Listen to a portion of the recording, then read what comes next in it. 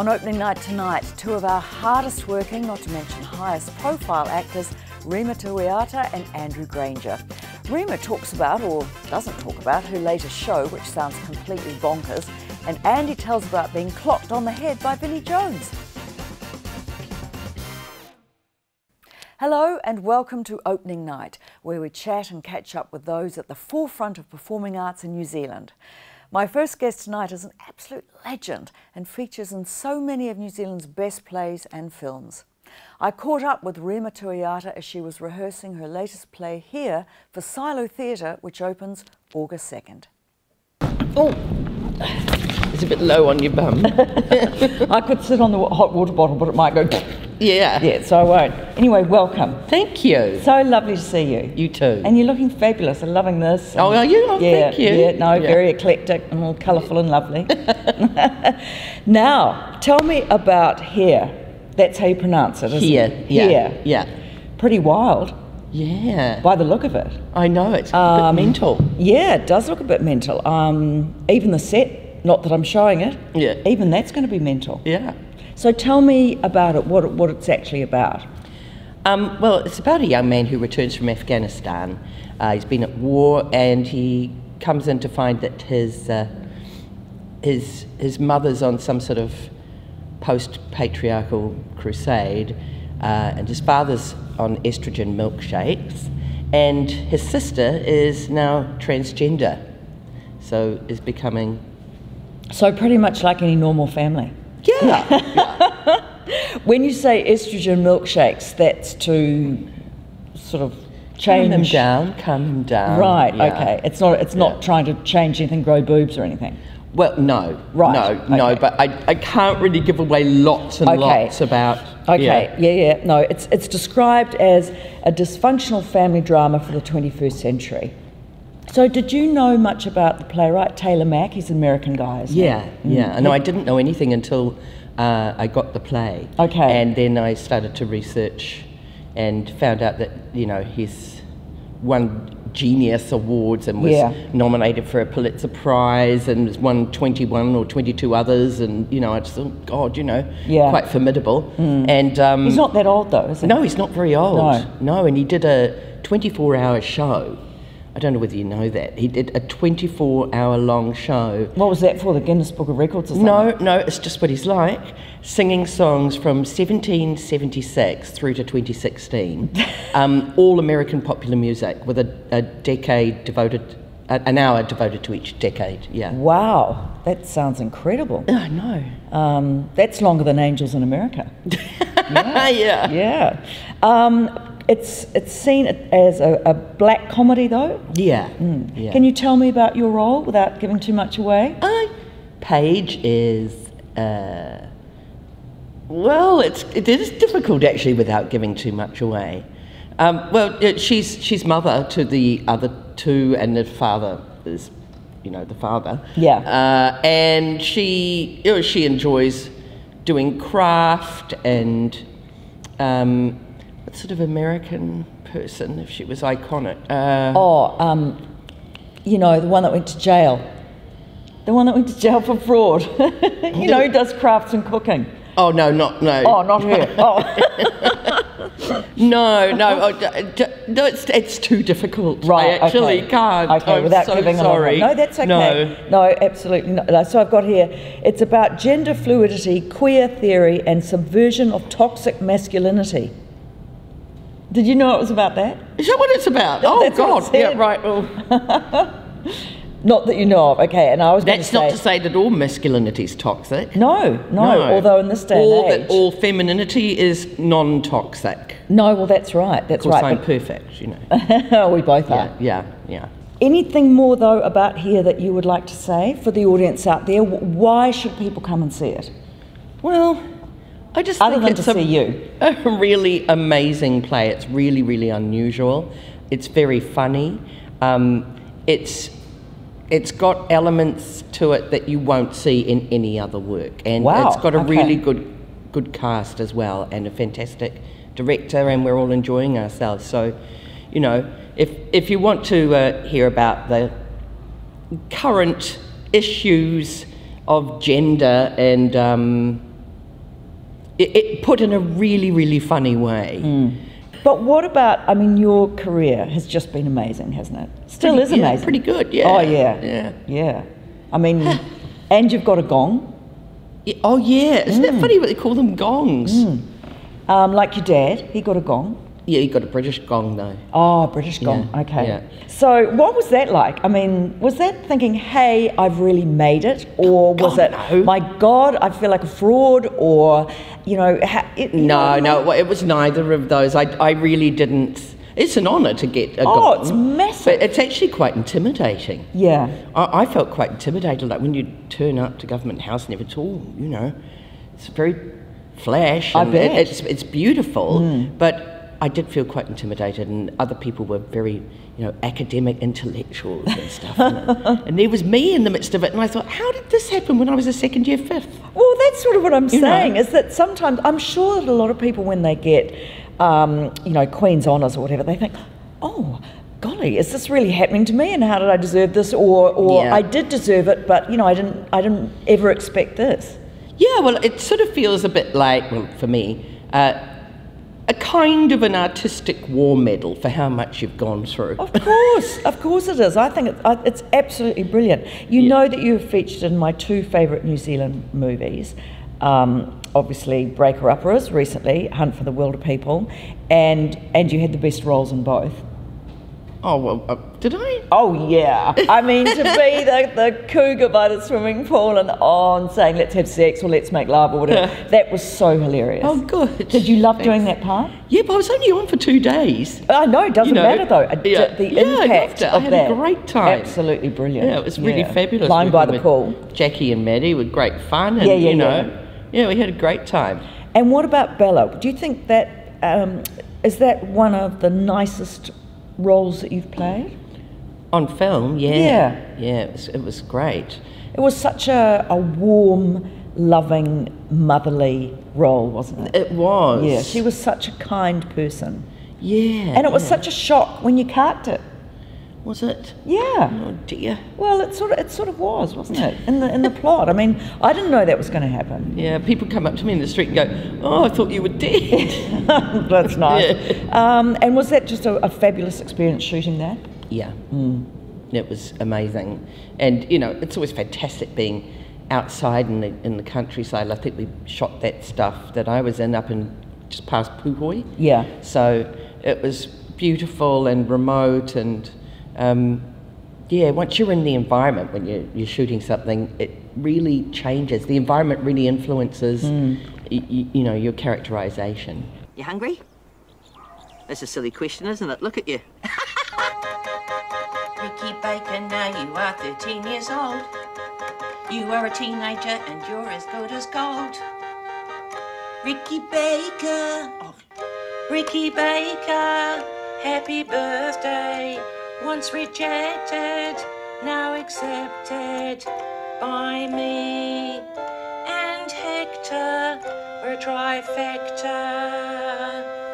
Ricky Baker, Ricky Baker, Ricky Baker, Ricky Baker, Ricky Baker, Ricky Baker, Ricky Baker.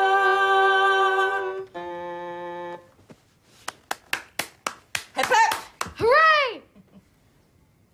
Go and blow out your candles. Okay.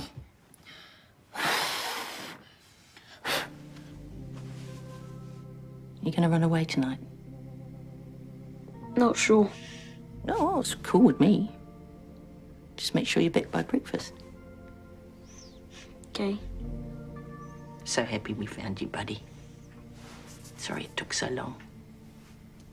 Me too. No, Ricky.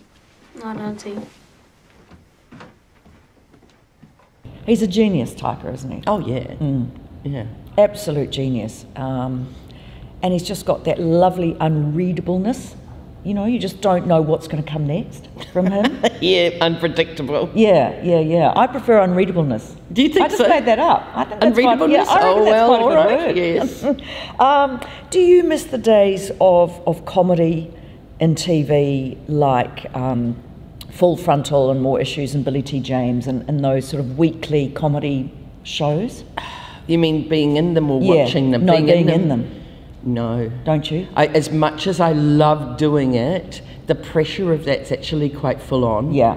Being in those shows, because you've got a live night once a week as well, and you basically don't know what's going to happen until the night, well, the day, because the news is so current. You've got to learn all this stuff on the day, you know, which is pretty full on. Yeah, that is full on. So, of all the things you do, you know, you're a singer, you're an actor. What's your favourite thing? Where do you most feel comfortable and at home? Excited about? With fabulous people. Right. Just with people I really enjoy working with. I don't mind what the medium is. No. As long as it's a happy company. Yeah. Or a content company. I don't mind if people are, you know, happy screaming around a room or anything, but as long as people are content and focused on what we're there for, it's a really enjoyable experience. Yeah. We're very lucky to be in this industry, aren't we? Yeah, we are. It's a luxury, really. Yeah, it's good fun. Anyway, been great fun talking to you. Oh, thanks. And lovely having you on. Good luck. Where's your hottie? Well, it's here. It sort of was warming my bum, but it fell off. Not my bum, the hottie.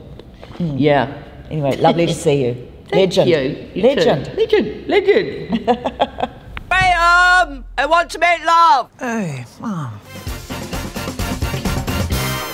Now, a bit of history for you. Who was the greatest English playwright and whose work is considered to be the greatest in the history of English lit? Why, William Shakespeare's, of course. But actually, not much is known about his early life. He's thought to have been born around April 23, 1564, but that was actually when he was christened. And when he was 18, he married Anne Hathaway, who was 8 years older than him, i.e. a bit of a cougar, and also a bit loose because she was pregnant at the time. He headed to London in his late teens and was made an official playwright to the King of England.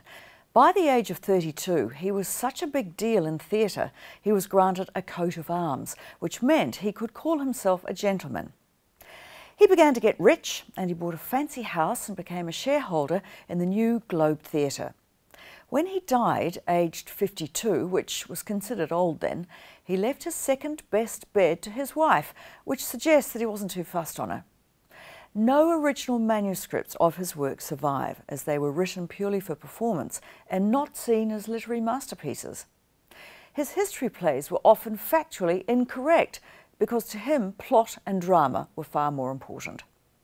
Finally, suicide was his literary death of choice. It occurs 13 times in his plays. One of his relatives was arrested and executed for plotting against Queen Elizabeth I, and he laid a curse on whoever fiddled with his grave, so no one has dared to. Also, his wife and kids were actually illiterate. My next guest is a stalwart of the New Zealand acting scene and the classic example of someone who is the perfect all-rounder, the full package. He can sing, he can act, he can move, and that's no doubt the reason he seems to be in constant work. Because any director or producer knows what they're getting when they hire him, the consummate professional. Welcome, Andy Granger. Hello, I thought it was my looks. Well, that too, darling, that too. No, it's so lovely to see you. Thank you. God, is there any ATC production that you're not in? Oh yes, I'm sure there is. There's been a couple this year, hasn't there? Red Speedo didn't quite measure up for Red Speedo. Oh, I thought that was you on the poster. Yes, no, it wasn't. I did offer to stand in for that, but no. But having said that, working at ATC is just, it's a great company to work for. Yes. I've only had the privilege once, but great camaraderie, great support. And you don't sometimes get that in theatre, do you? No, you don't. Nowadays, especially, I mean, in New Zealand as well, I mean, there isn't the money there. No. Is there? So we're very lucky, and I'm very lucky to be able to work for them. I think, as you say, I'm kind of a bit of an all-rounder. Totally you are. Because you can play the good guy, the bad guy, the idiot, the intellectual. Play the idiot well. Well, you do play the idiot well, because I saw you in that play, remember, with Annie Whittle. Oh yes, Oh yeah, God, yeah, that was so yeah, funny. yeah. Complete Lady and- Killers. Yeah, the Lady Killers. Yes, yeah. Total and completed yet, but hilarious. Yeah. Yeah. Well, that's quite nice. I was given free rein there. Yeah, by and Colin. you took it. Yes, sometimes it goes too big, pull it back. But that time it was Well, okay. better than being too small. That's you know, right. At least Oh, you, yes. Yeah, yeah. So you started your professional Yeah. career on the West End, Yeah.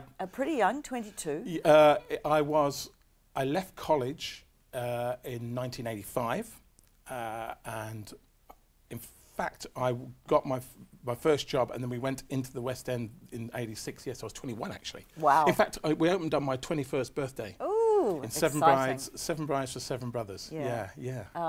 And had you, when you say you left college, you mean school? You didn't go to No, drama school? I did. I went to arts educational school. Okay. Which was a musical theatre course, and I was in my last year at school, and a friend of mine said, "Look, I'm auditioning for this place in college." She was a dancer and a singer, and I went, "I'll come with you and keep you company." And I got in, and my dad said, "Listen, you can't. You're not going at 16 down to London. You're not going to go and live in London. So stay on, try and do your A-levels, and then go after that." Well, I lasted about 3 months before the head teacher said, "I think it's best for both of us if you left." So. Do us all a favour. Yeah, so I got kicked out of Right. there, out of school, and I waited for about 6 months, went to a youth theatre, and then I went to college at 17. Yeah. And how did your parents feel about that you were going to be a professional actor? Oh, well, I mean, it doesn't run at all in my family, so, you know, obviously kind of worried, Yeah. surprised, worried. Yeah, you know, going, say, at 17 to London was a big deal. But I don't know how I managed to get in, but I did. I mean, 'cause I'd never danced. I'd never really sung. I'd done a bit of singing in the school productions, but But yeah. in some ways, like, I haven't said that, you're a blank canvas, aren't you? So, and you're young, you're keen, you think, oh, this is a bit of a lark, and so you're open to ideas and to training. I think you're right. Yeah, it's that enthusiasm, and also I'd always loved football, and I was very sporty. Yeah. So Well, I I've think, seen you dance. You're light on your feet. Well, yeah, and I think, you know, for a big guy, I kind of was light on my feet, and I think they saw something in that. I mean, that's what they do. I mean, especially for boys. So I would say to any young boy, especially if you're going into this business, learn how to move, or wallop. I call it wallop, which just learn how to move. You don't have to be the best dancer in the world. Just learn how to move, because not only for dancing shows, but also the way you just present yourself on stage, the way you walk on stage as a character. You know, you think about what you're gonna do. What is this character? And it just helps you. It keeps you in tune with your body, I guess. All that dribbling of the football Yeah. taught you a bit of fancy footwork. God, I remember going to college, and the first ballet lesson. You know, there was me kind of, all right, how you doing? And these boys, you know, were kind of very kind of slight and kind of quite, you know. And oh my God, they just wiped the floor with me. They were so strong and elegant, and I just thought, wow, this is just amazing. And I struggled for 3 years to get anywhere near them, but you know, something rubbed off, I guess. It certainly did. So you went on from Seven Brides for Seven Brothers, and you continued in musical theatre for a while. Yeah, I went straight after. So I did about a year with that, and then I went straight into South Pacific, into the West End for about another year and a half, another big long run. I mean, so I did about 3 or 4 years of constant work, which was great. I mean, you know, I got on the property ladder, which is in London, which was amazing. Yeah. But and then from then on, I went into repertory, because we had a big repertory scene in the UK at the time. So I managed Which to, rep were you at? I was in Oldham Coliseum. I did Colchester. I did a couple of other, Manchester. A few, you know, ones doing a bit of Shakespeare, more musicals, pantomime. Is rep not as strong now?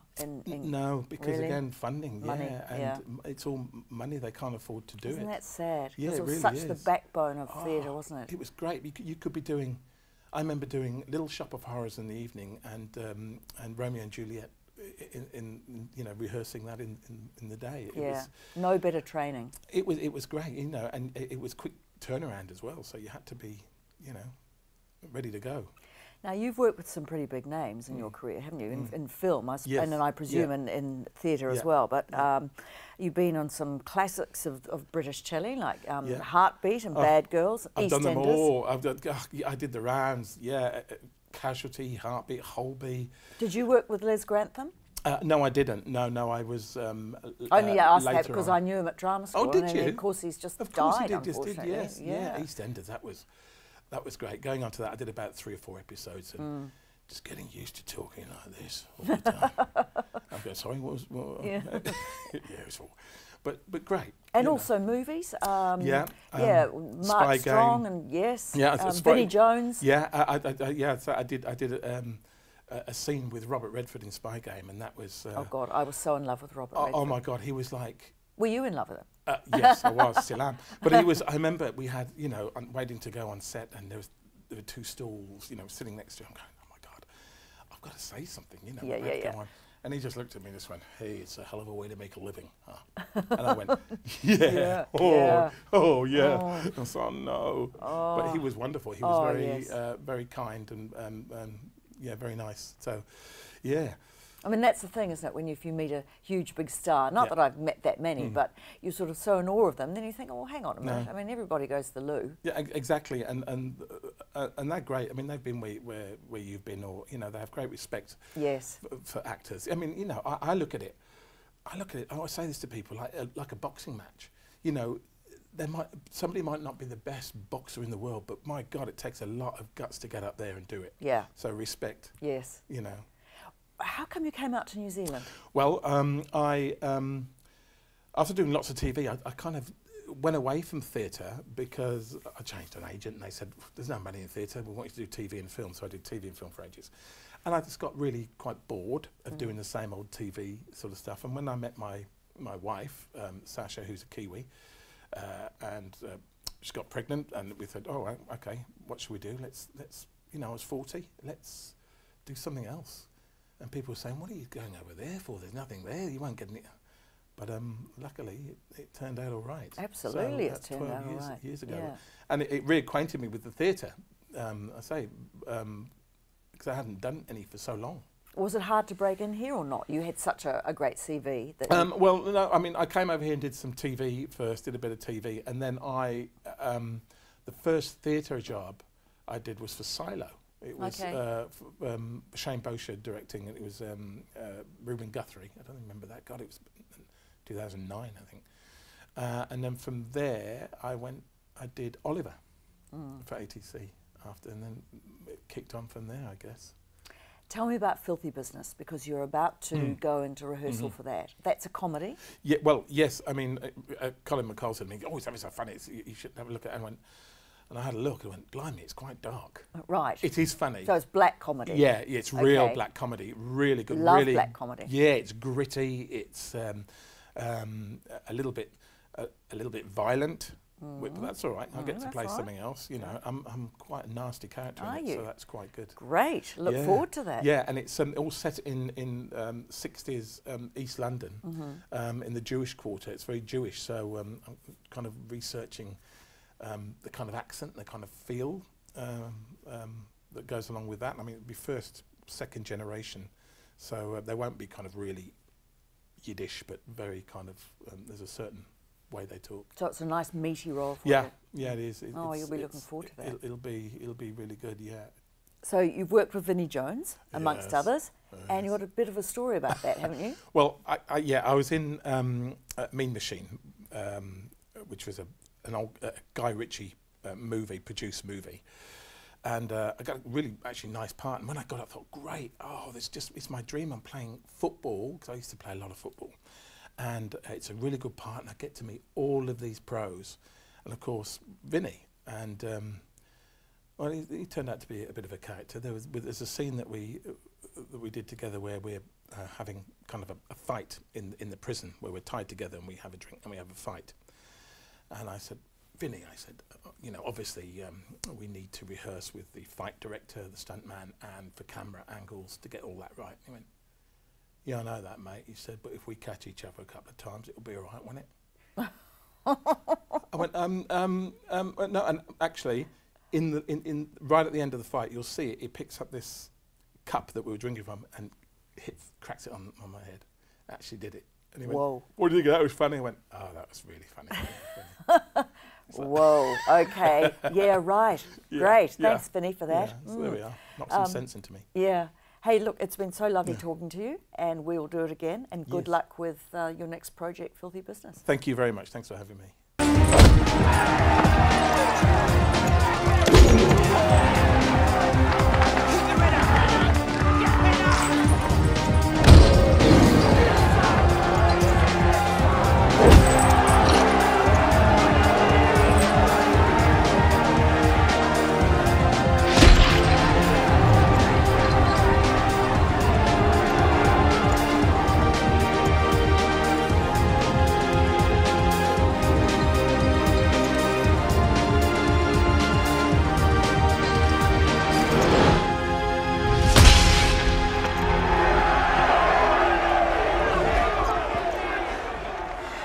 I'm in here for drunken assault.